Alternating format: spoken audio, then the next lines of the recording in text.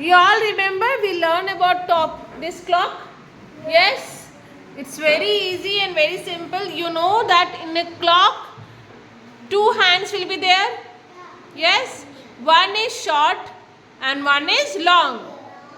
Okay? One is short, one is long. Understood? So every time it's very important, you have to keep in your mind that the short hand always be in a place. Hour's hand. That is called hour hand. Hour hand. And the long hand is called minutes hand. Okay kids? Understood? So see, the short hand always be in that place only.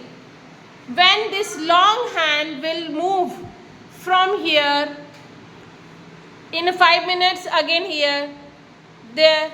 So the long hand will move from here till this, till here. The time will change, 1 hour time will change. Okay? Then this short hand also move to 1. Understood? Okay? So first you have to listen.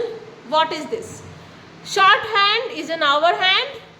Okay? And the long hand is a minutes hand. So short hand, you know the 5. Skip counting 5. Yes? Come on, say everyone. 5. 20, 25, 40. Come on kids, say the skip counting. 5, 10, 15, 20, 25, 30, 35, 40, 45, 50, 55. Clock. Okay?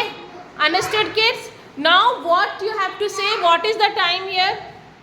Short hand in which number? 12:15. See, 12 is an hour hand, so it will not change. Okay? 12 will be there, the short hand will be there only, 12. And what is the time? 12:15. Okay? So, now see, now the long hand comes to 5. What is the time? 12:25. Very good. Someone say everyone, what is the time?